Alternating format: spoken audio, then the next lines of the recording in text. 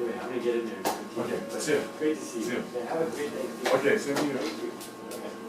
2 minutes.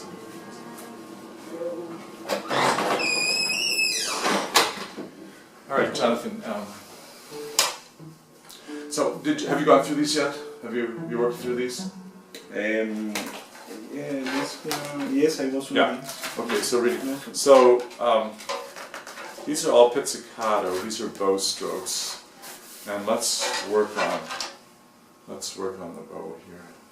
So here we have a dazzling D's and amazing A's. They're just it's Okay. very exciting. Just normal, never over the second. Exactly. And you can come a little farther forward. So yeah, I forgot to tell you, I like to put my second finger right on the edge of the silver part right there. Okay. So that puts you a little farther forward. Violin, you put, I think it's like the third finger right on here, so your fingers are like this. But cello, because it's a heavier bow, we have to get more leverage, then we come forward just a little bit. So I like to, you can actually put your hand kind of farther up here, pull it back, and when your second finger catches right on the edge of that, that's a good spot to be. So you pronate, and you can feel this finger right here, it comes back there, and you feel that catch right there. Yeah, there you go. Now the other thing, Jonathan, I always like to put the surgical tubing, this is 5/8 inch tubing that I put right there. So it makes it a little bit easier to hold on the bow, and especially if the bows aren't very expensive. Oftentimes they don't work in your hand very well, or they slip out, especially cheaper bows.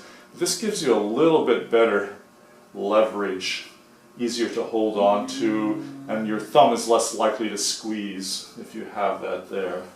So you can go to a medical supply store, like where they have doctors and there I can. yeah, that's where you get the 5/8 inch, and you can put that on your bows, and it'll make a big difference for the cellos.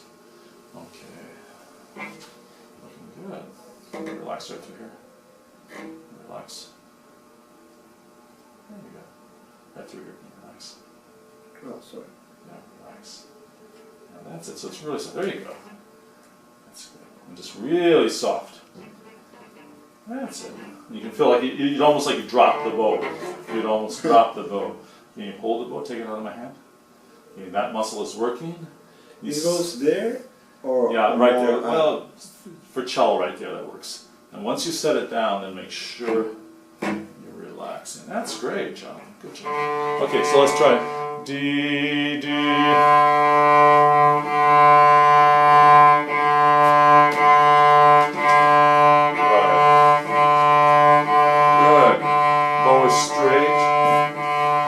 See when the bow, here's the straight bow. One of the things you can do is, John, one of the things you can do is this is a bow, set the bow on the string. So here's a straight bow, and you can hold the bow there and have them go through the length of it. And you can see you've crossed over. You need to be right here. So stop. At the frog, then your wrist is bent. Here it's straight, and here it's the other way. So it's very complicated. That's why Suzuki does tiny little strokes, because you don't have to deal with, all the. Yeah, that's just there. Yeah, just there. That's it. But that's one way when you're working with little kids, if you hold up put a bow right next to them, just have them bow across the. That's it.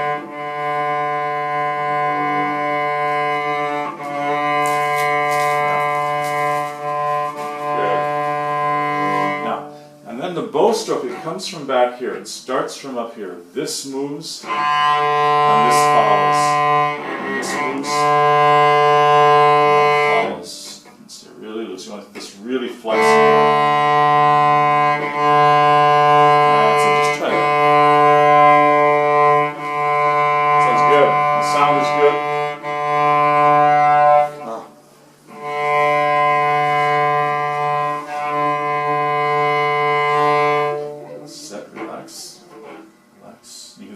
Kind of just a little little bit of tension there, which is very normal. Now, so one thing that you can do with, like with Roland, he starts, you know, with big, he'll start with strokes. Set, and tiny little strokes. Set, relax. And when you set the bow, make sure you relax through here. Yeah, that's it. So it's just like a paintbrush. You see your fingers and wrist move. And then you start using more bow. Yeah,